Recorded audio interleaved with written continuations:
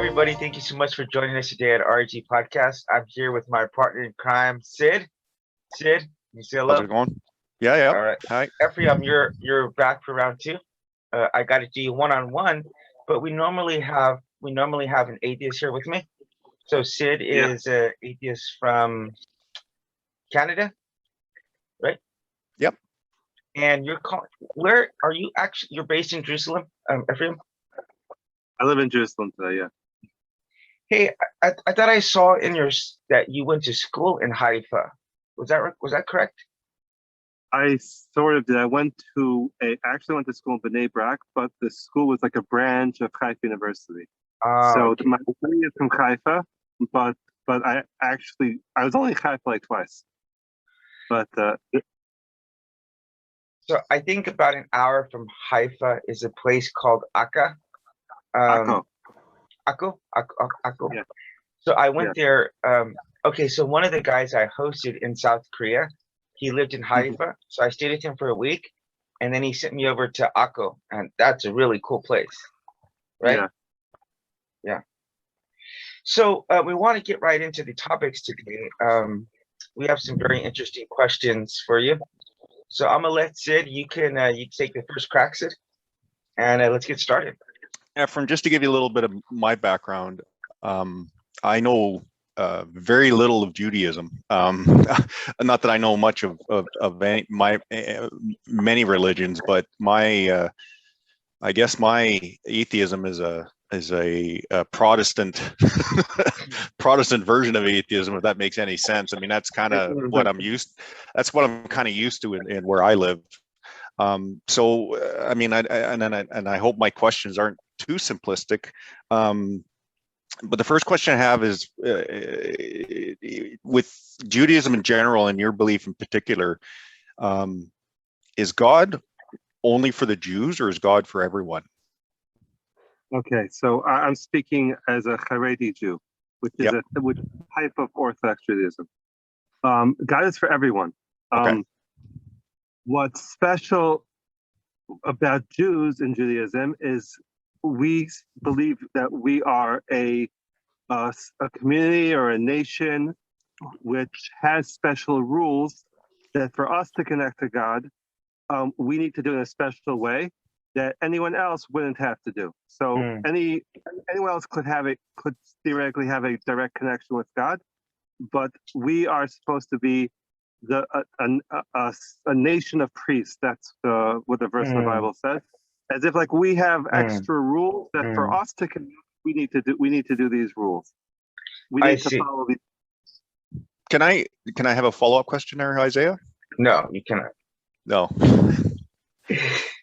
Go for it. Yeah, in that theme though. So that's an interesting answer. And I guess the reason I asked it, Ephraim, is that I'm kind of used to. I mean, and I use Catholic in a broad sense here. Is that is Christianity and Islam are kind of a Catholic faith, not Roman Catholic, but Catholic in a sense of is that they're spreading their beliefs. They want to what's the right word? Proselytize? They want to draw. Proselytize is a good word. They want to draw people into their belief system, and I don't ever seem to hear or see Jews doing that. So I'm just kind of wondering if you believe that God is for everyone, how come? And maybe it's just my part of the world, but I don't seem to see Jews proselytizing the way that Christians and Muslims do. Oh, right, exactly. Because we're not looking to. I'll say it like this: but Jews, at least like Orthodox Jews, we don't view ourselves as a religion. We view ourselves as a family / tribe / nation, that we have our own special teachings and traditions, and whoever wants, they could join us, but they would have to like accept for themselves that they're joining like all the way and they're never gonna leave. But otherwise, so it's not like we have a religion that we want to spread throughout the whole world. We have a religion which is like for us, and within Jews, between other Jews, actually, Orthodox Jews do want other Jews to practice Orthodox Judaism. So you'll see Orthodox Jews, quote unquote, proselytizing non-Orthodox Jews. I get you. Okay. Okay. Not to convert them, because you're part. It's like you're part of the family. So just like we just want you to keep the traditions, but not. I get you. Yep. Okay. So what would you say is the biggest difference between Orthodox Jews and Reformed Jews? Is that like the big split? That's one of them. They're probably the biggest distances between Reform and Orthodox, probably. Okay, so can you explain that? The Orthodox Jews believe that the Torah, which the Torah is also the Bible, but also the Talmud, and also basically all of rabbinical literature, all of that is from God. Some of it is dictated by God. Some of it was, some of it, the idea was from God, and that is written down in human words. But that's a whole subject unto itself. But everything was given to the Israelites. That we didn't call ourselves Jews then, and we accept it by ourselves, and it's binding, and it will always be binding. It's binding in the sense that the way the previous generations understood it was the correct way to understand it. And therefore we're bound to the way all our ancestors understood it. Reformed Jews believe that that you could reform the way the traditions understood. Just because the previous generations, or it could be all Jews for thousands of years, understood a tradition in a certain way, but now we're living in the 20th century, 21st century, 19th century, whatever, and we need to re-understand the tradition in light of what's going on now, and maybe our ancestors should be now in a different context. You know what? So I am a Christian, but you really got to be a little patient with us, because I'm almost as ignorant as Sid is on this topic. So yeah, we might have some stupid questions for you, but at least to us, it was good to get an opinion, all sides here. But I have another question.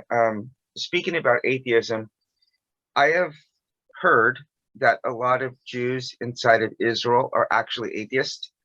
And I went into a Jewish home for Shabbat, and the guy told me that he was an atheist, but like that night we sat around and he read the Torah, and then so it was kind of I don't know, his family, I guess they were more practicing, but he was not practicing. So could you elaborate on that a little bit, please?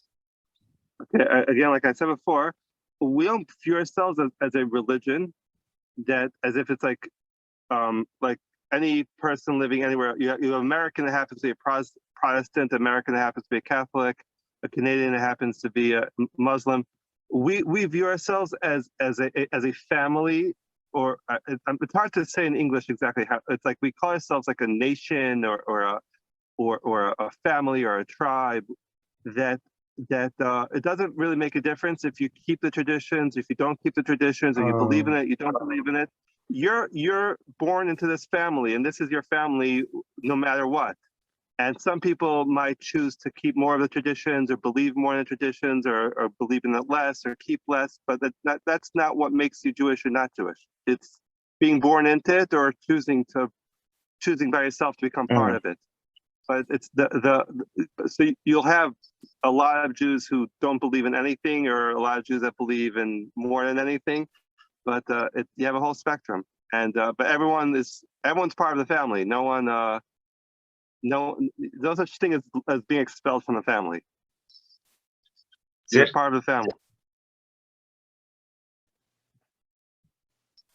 Sid? Yep. So, I mean, I did do a little bit of reading about the Hassidic. I don't know, and forgive me if I'm butchering words, because I can barely speak English. Never mind trying to pronounce words from other languages. He's Canadian. Have Yeah, patience with him. well, Yeah. is there a resemblance between Hasidic mysticism and Sufi mysticism in Islam? Well, I tried reading up on Sufism to understand that. I don't really know what Sufism is. Okay.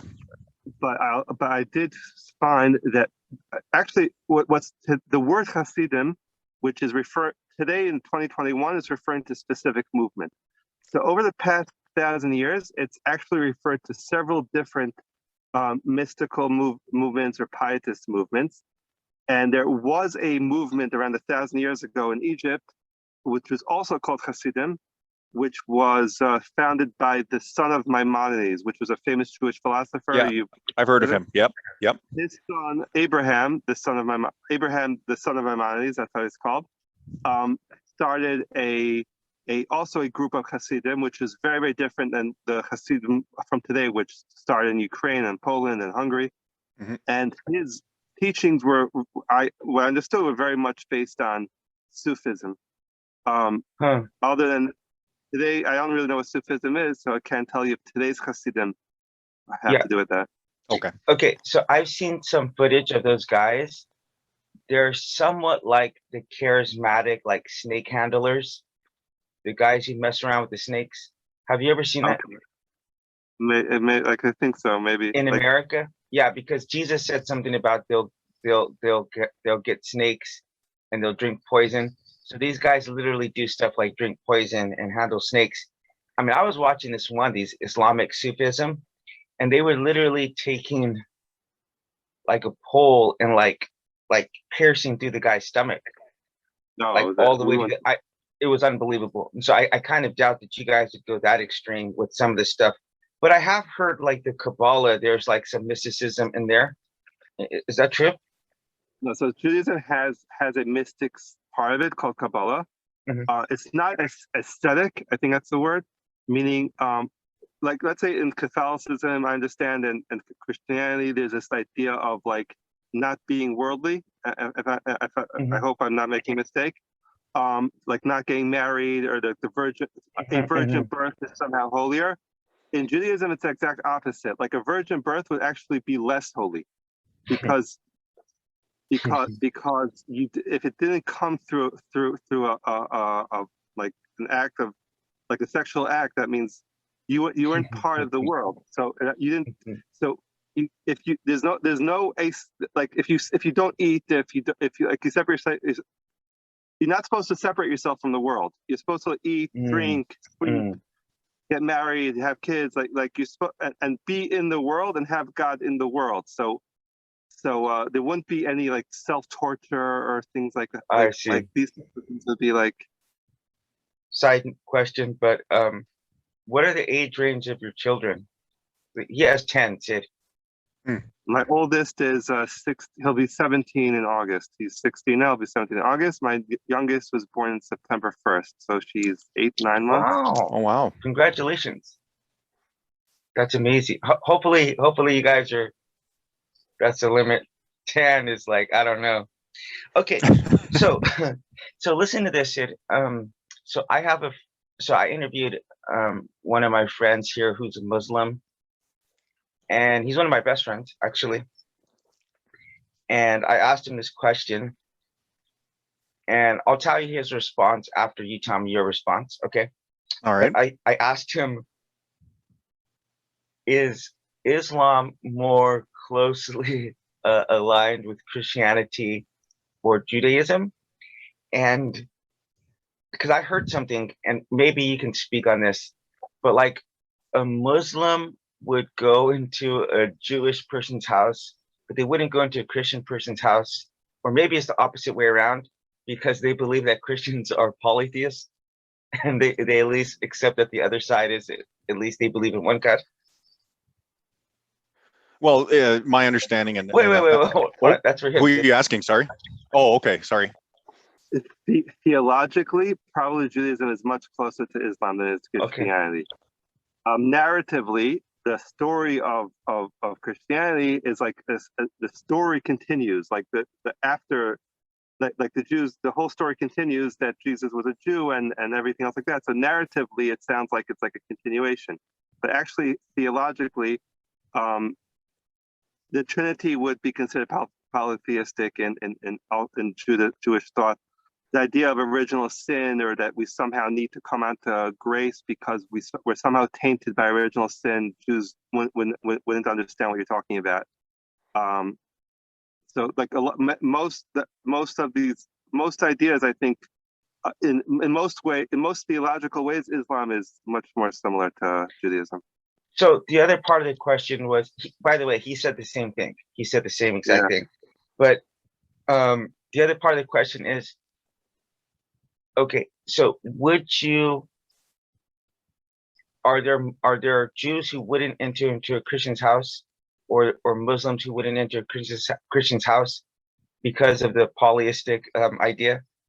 Is that correct? House, to visit someone's house, there's nothing wrong with visiting someone's house. I don't think anyone would have a problem with this. Like, there probably are people who feel uncomfortable because, like, just because, like you said, we would feel uncomfortable in a stranger's house. But I guess once you're friends, like, why not? If you're talking about a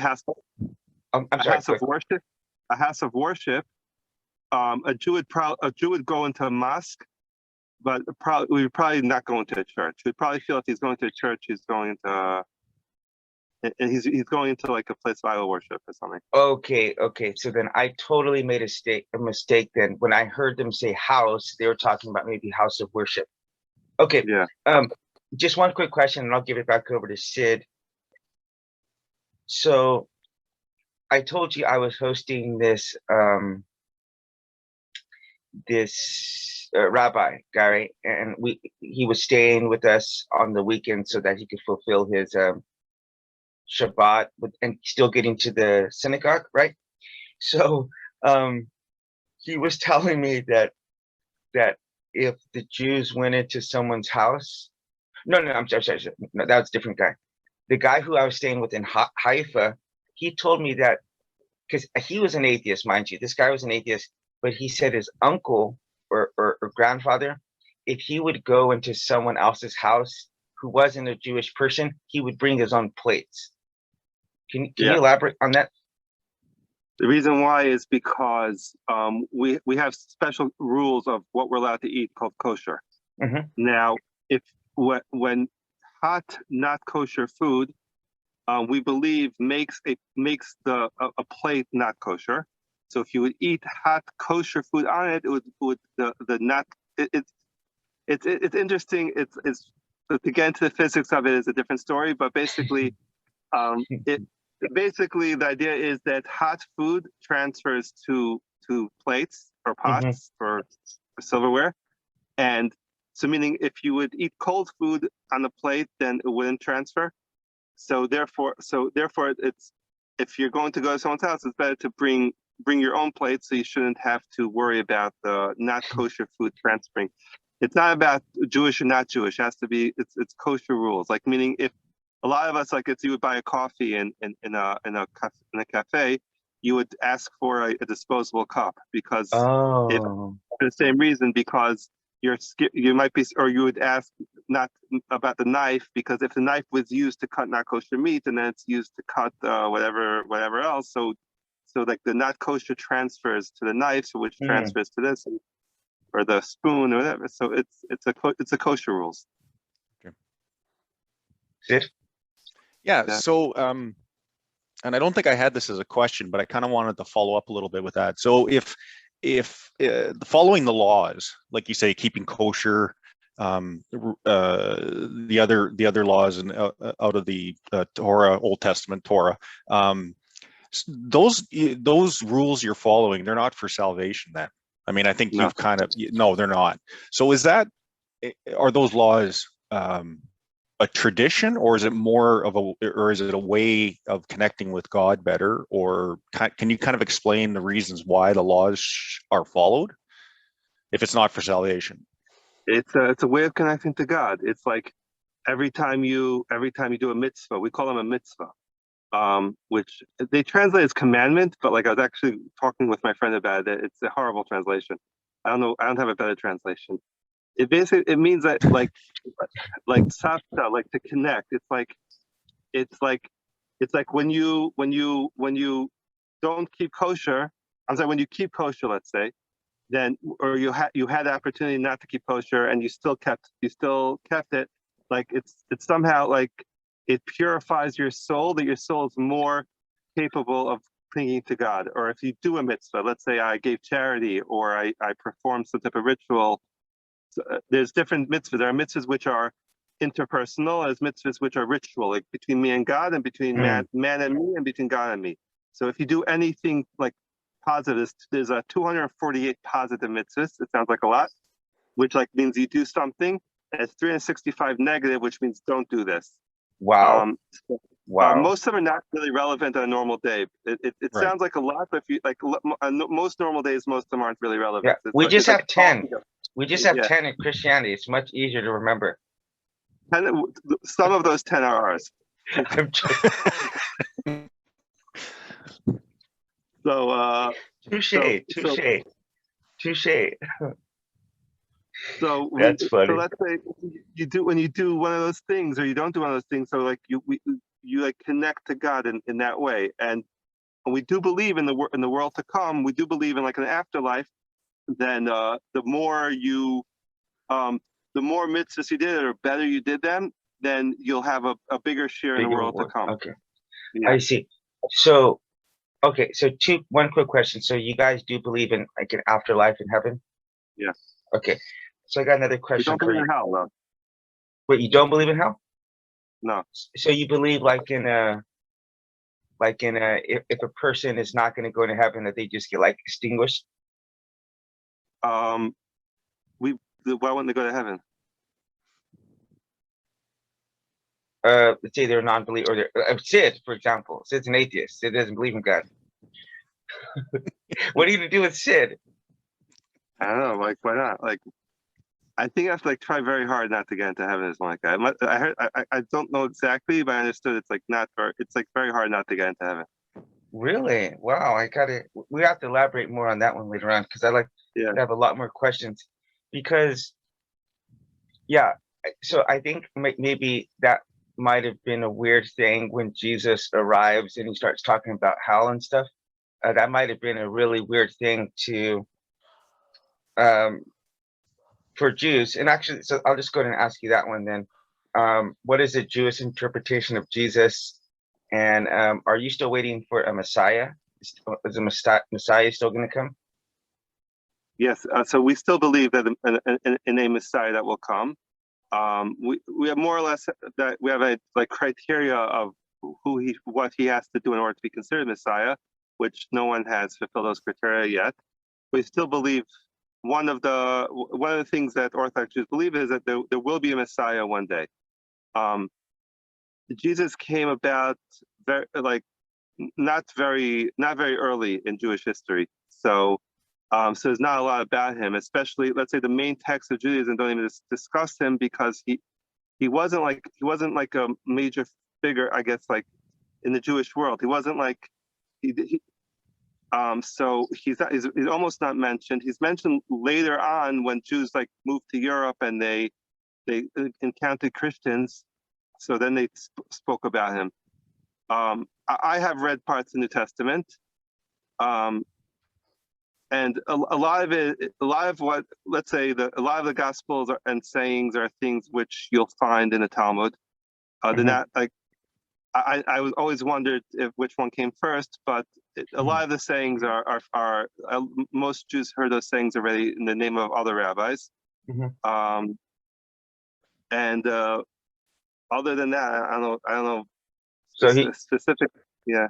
So in your opinion, he was just a guy who just was quoting. He's just a Jewish guy. He obviously was a very powerful and charismatic, and he had something to him. If he was able to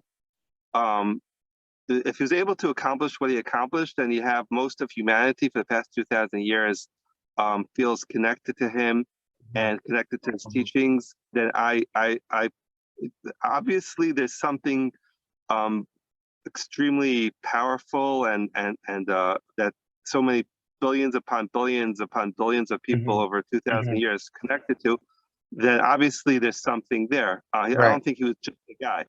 Yeah. But He in the wasn't context God. of what? He But wasn't he definitely God. wasn't God. Okay. Right. So really quick, and I'll give it over to Sid after this, but you mentioned going to Europe. So can you explain the difference between a Sephardic and Ashkenazi Jew?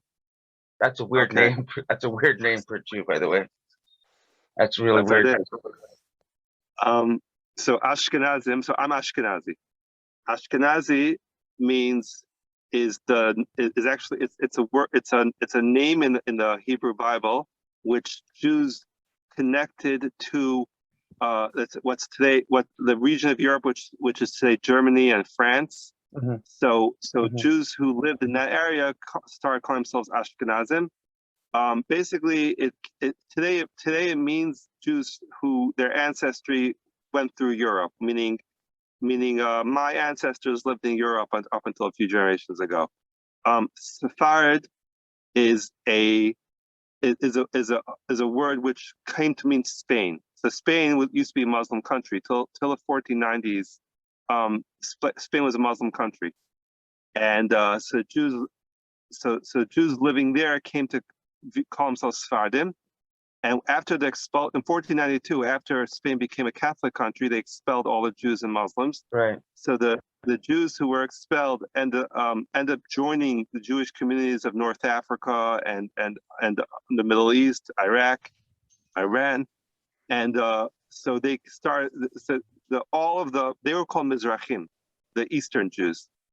So somehow Mizrahim and Sephardim ended up becoming like one somehow, like not really one, but like we ended up referring to all Jews from North Africa and the Middle East as Sephardim. Besides from Yemen, we call them Yemenites, and that's more or less.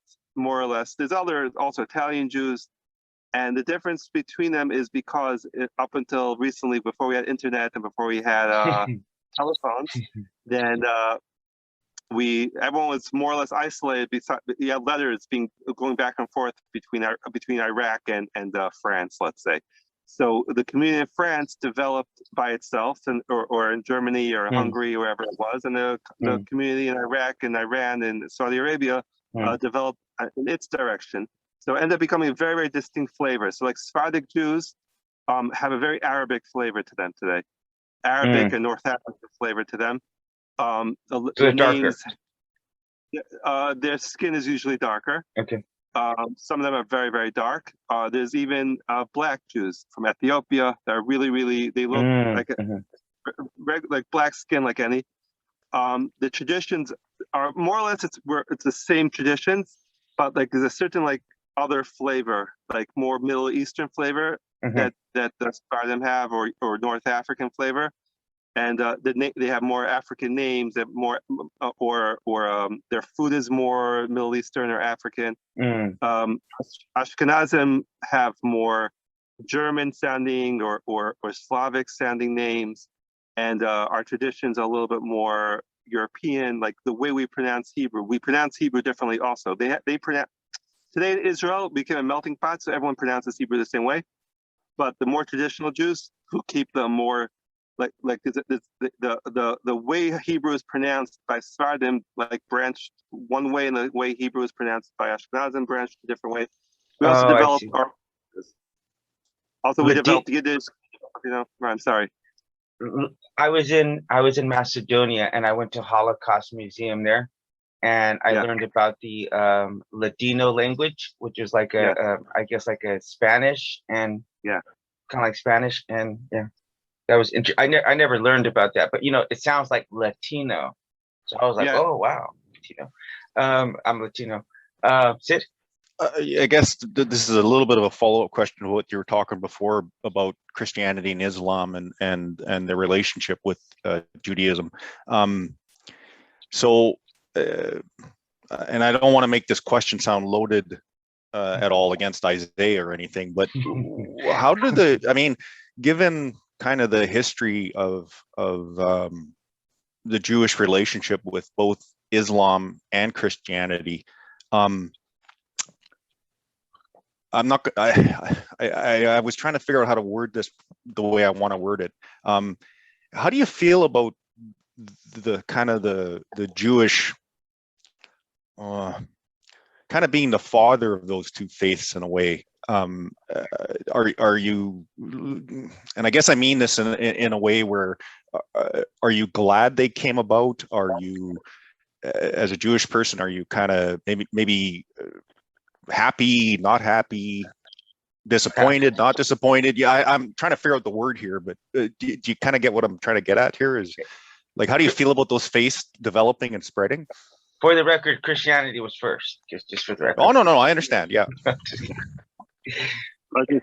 Actually, in our like Maimonides writes about that. He says actually it was a wonderful thing because they spread monotheism.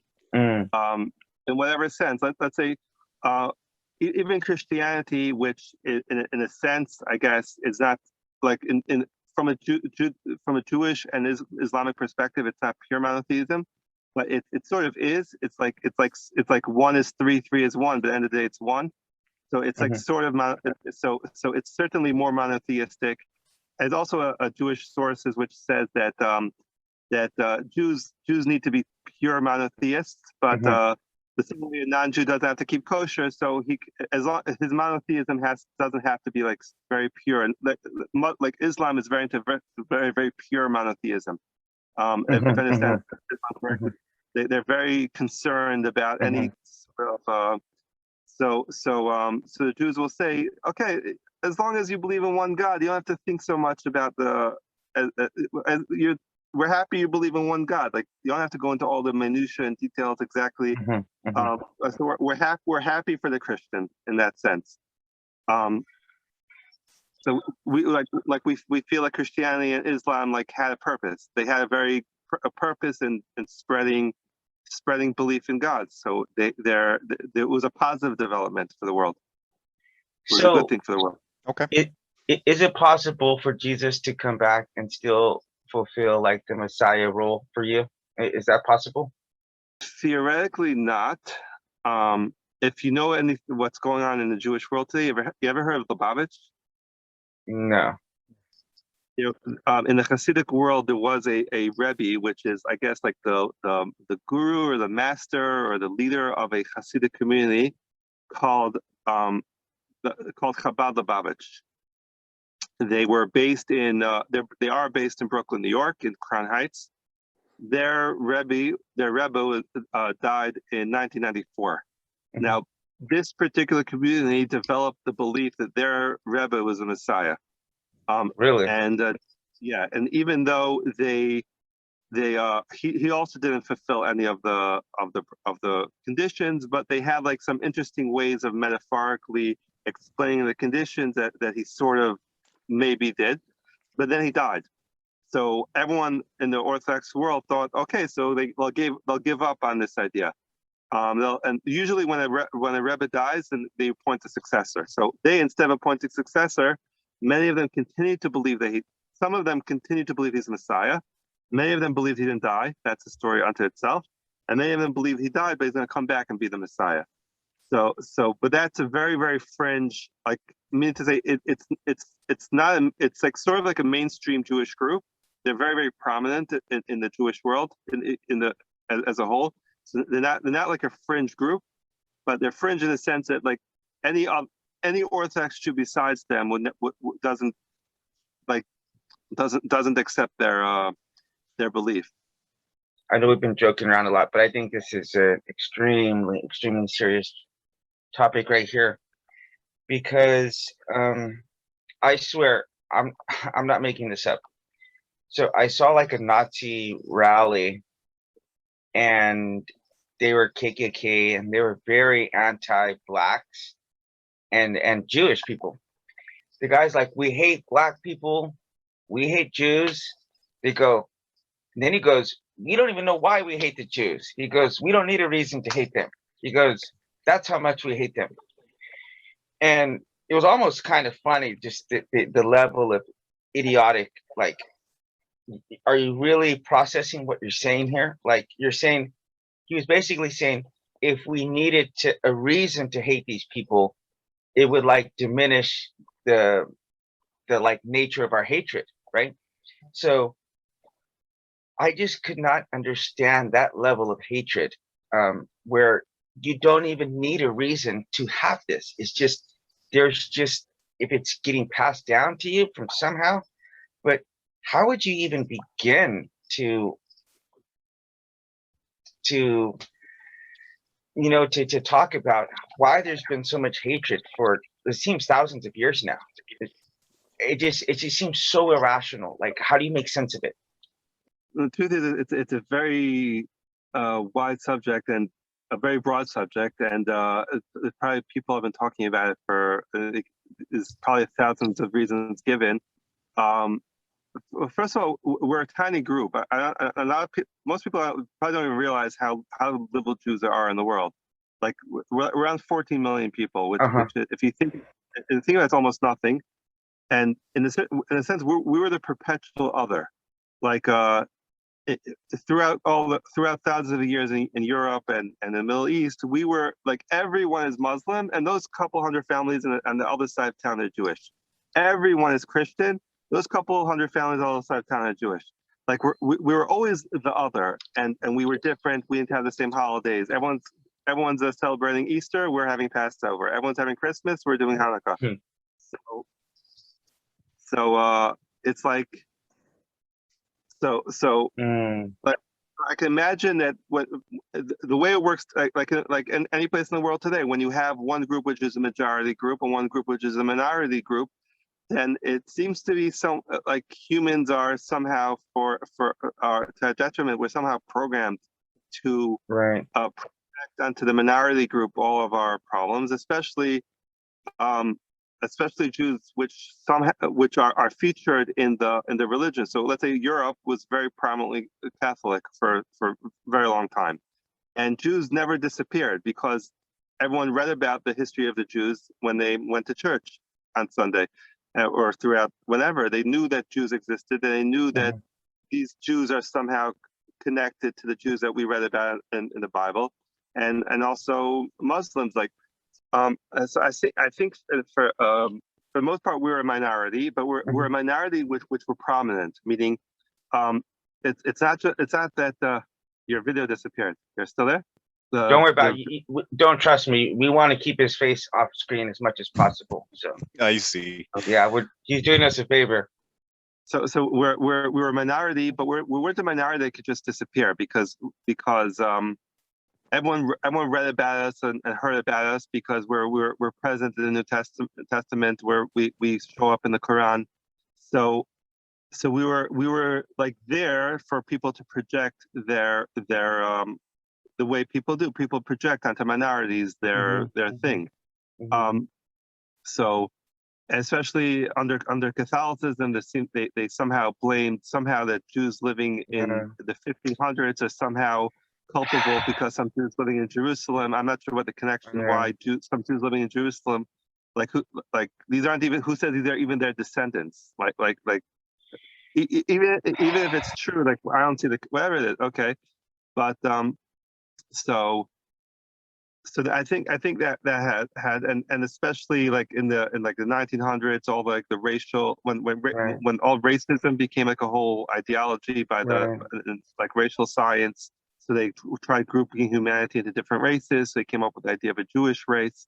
So even if someone wasn't religious, but you could still come up with this idea there's a Jewish race, and they're different from the European race somehow, and that until it became Nazism.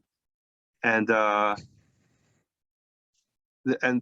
Mark Twain once also wrote about, like, the Jews also like also Asians in America also have this, that even though we're minorities, but we're minorities that say, okay, we're not giving into this. We're going to stand up and we're going to be successful. So let's say Jews and Asians are overrepresented. According to our numbers, we're overrepresented in colleges and successful businesses and professionals.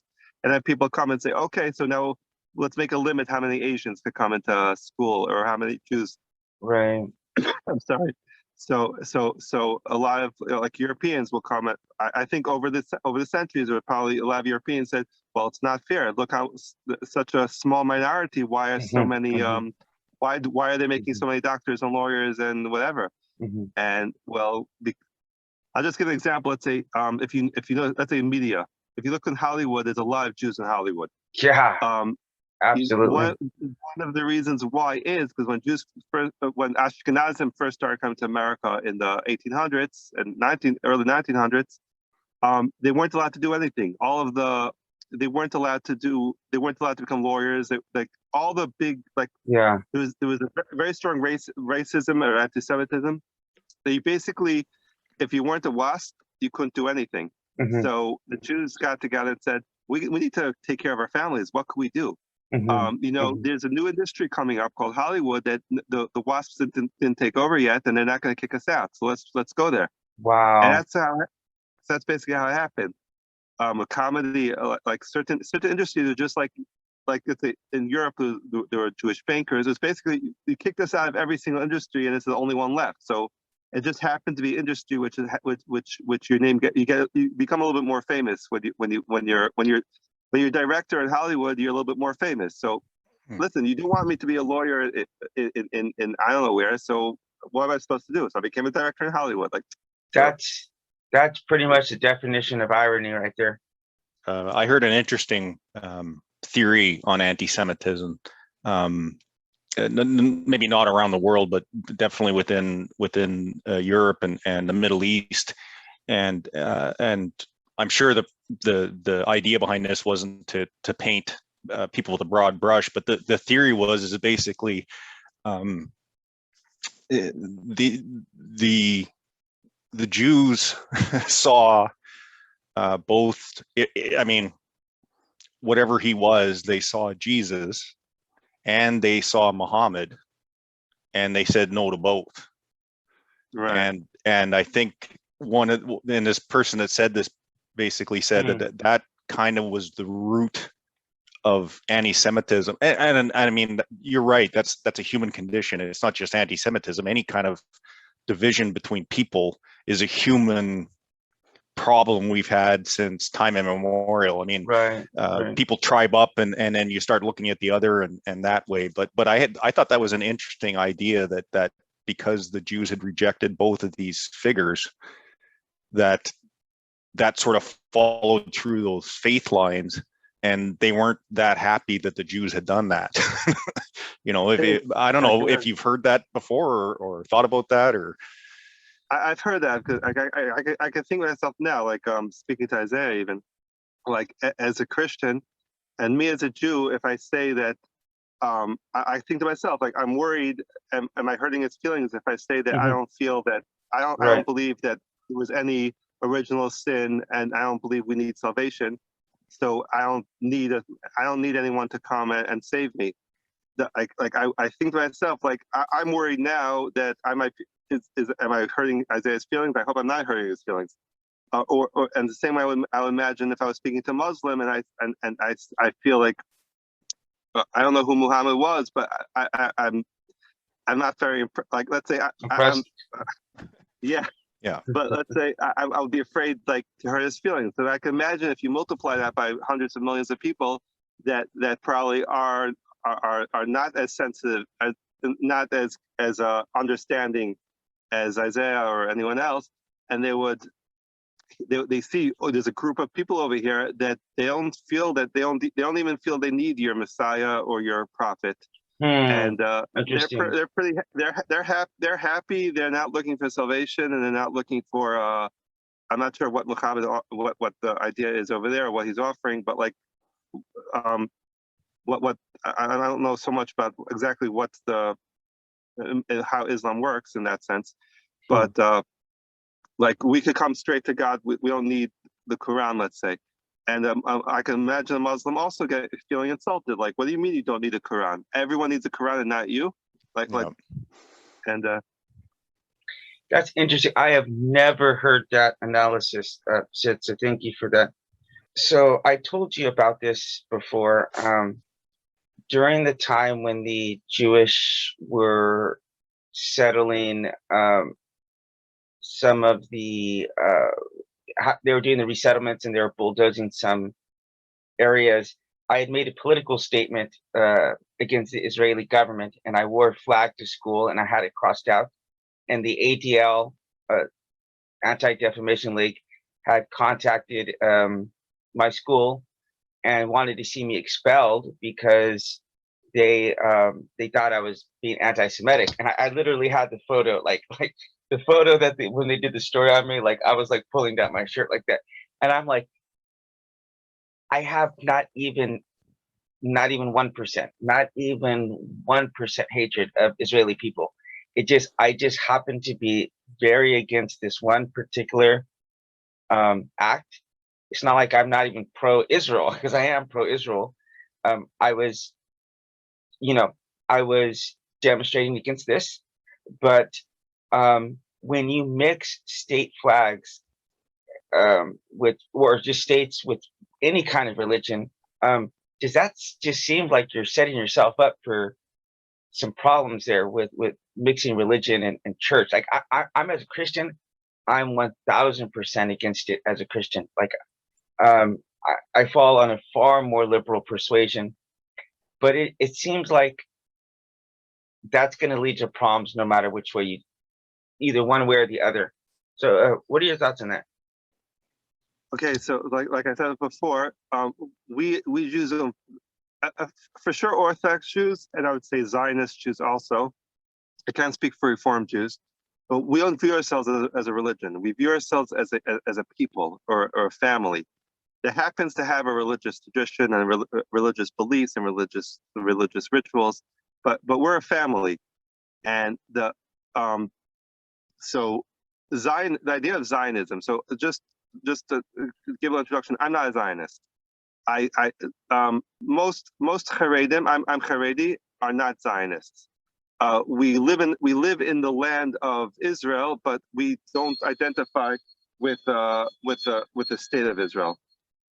So meaning we would want to live here if whether there would be a state or not a state. We lived here before the state. If the state would disappear, we would want to live here also.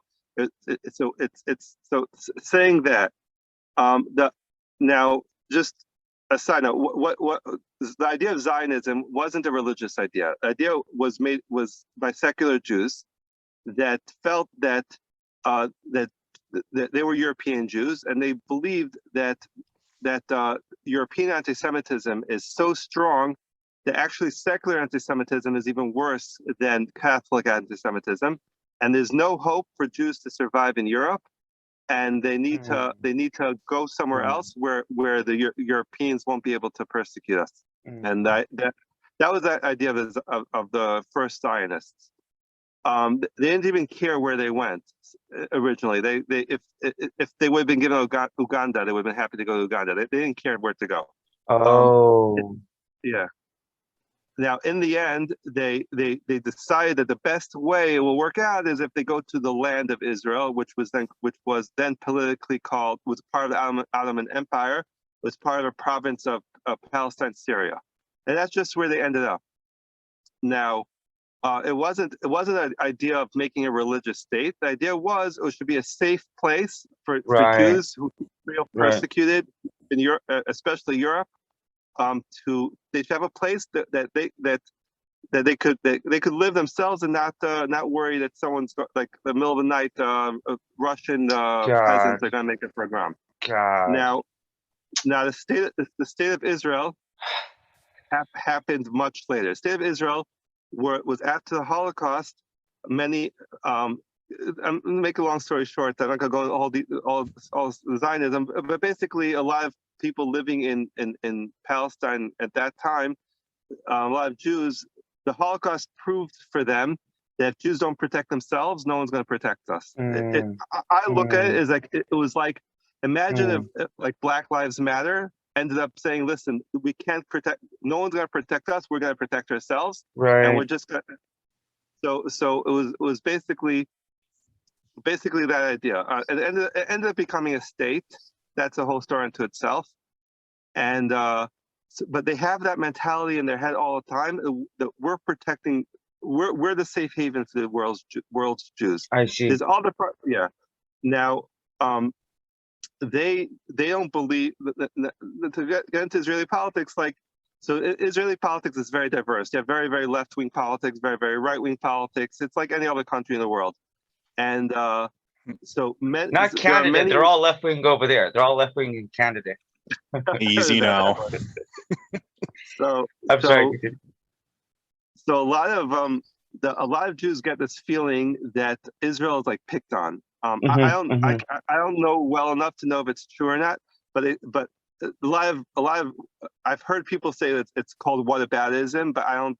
But it's not really whataboutism, because it's like a lot of Israelis will come and say, or that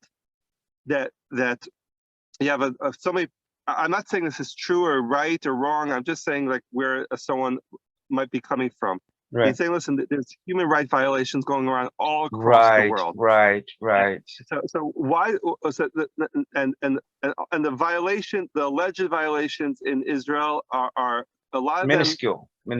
Are not even minuscule. A lot of them are like, once you understand the context, that it's. I'll just give you let's say Sheikh Jarrah, the story that happened a few weeks ago in Jerusalem. Now, I'm not going to who's right, who's wrong. But I just like a little context. It was a landlord and a tenant that didn't want to pay rent. It happened to be the landlord was Jewish, and it happened to be the tenant was a Palestinian. So could be the landlord should have just like backed off and said, you know what, you've been living here for who knows how long. You know what, we'll figure this out a different way. And could be the Arabs living there could have figured it. I don't know what they should have done, but somehow it became like an international incident that a landlord took his tenant to court because he wasn't paying rent. Now you could talk about it. It's like a whole long, like you could talk about like all the emotions but when you take it into context about what's going on, like why did you have to make an international incident which blew up into war over a tenant? You know what I mean? So all the media is showing how the landlord, which might have been racist, there are racist landlords all across the United States who are kicking out their minority tenants for not paying rent.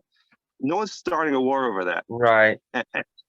And no one's like condemning Oklahoma in the UN because some court in Oklahoma said that the white landlord had the right to kick out his minority.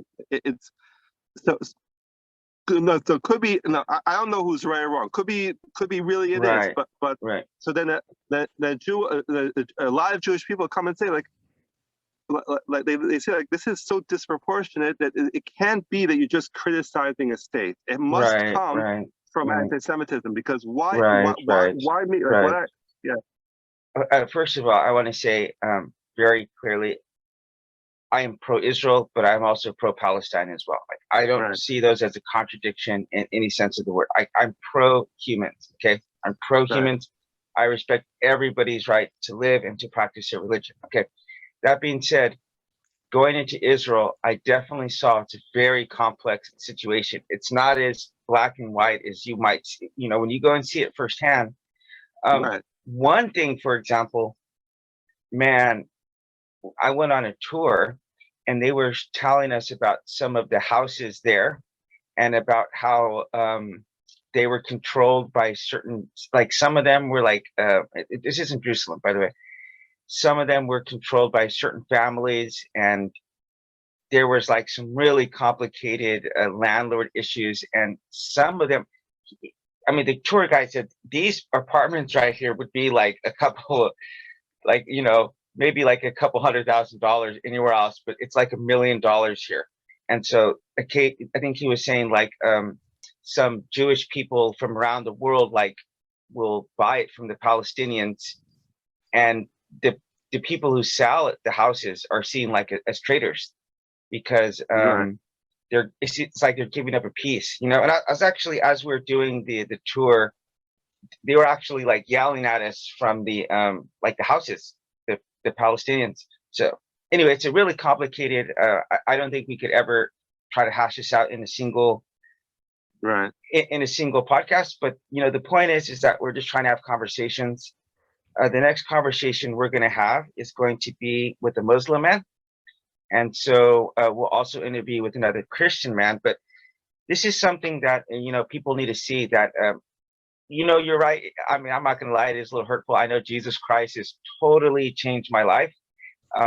He's the center of my life, and I understand it's a bit of a complicated situation, right? Because he's Jewish, and then there's maybe he started something else.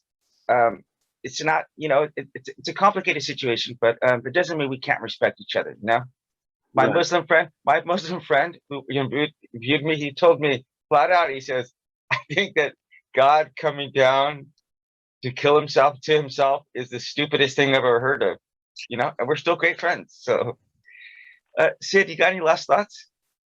This has been very enlightening for me. I mean, I've learned a ton of stuff that I didn't know. Because like I say, where I live, I mean, I think we have in the whole valley I live in, there's three big cities, and I think there's one synagogue in the town north of us here. So we just don't have a big Jewish community here. So I never get a chance to interact or talk with Jewish people. So this has been just a real great experience for me, just to hear from you and learn some things. So I just wanted to say thank you very much. You have met a lot of Sikhs. What's that? You have met a lot of Sikhs. We have a lot of Sikhs from India. Yeah, that's our big religious minority in the area here is the Sikhs. Yeah. By the way, we need a lot more atheists like Sid in the world. If you're not going to be religious, be an atheist like Sid, because he's like, I'm cool, like stay over there, like don't come pushing your stuff on me, like we're cool, right? Is that a pretty good summation, Sid?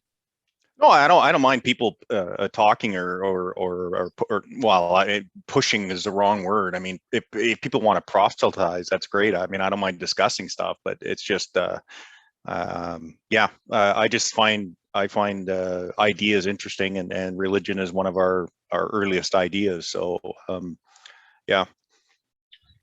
You got any last thoughts, Ephraim? We really love hearing from you. I really enjoyed the conversation, and I'm looking forward to continuing it. I really enjoyed with both of you. Yeah, it was so great. My last thoughts, just obviously thank you so much. I mean, we could talk, like you could read stuff or you could watch YouTube videos, but until you actually interact with people, it's a totally different thing. I told you the story when I asked my mom about Hanukkah and she took me to a synagogue. Yeah. I mean, that was just, it meant the world to me at that age. And I just, I've been into more mosques than I could count, and as a Christian, and I think it's so important that if we're going to live together on this planet, and if we really want to please God, really at the end of the day, we may have some differences about the specifics about this God, but if we really want to serve this God, that the number one thing we can do is to really love his children.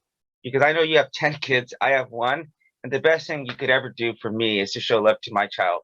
I take love for my child any day over love for me. So with that being said, we look forward to seeing you back again.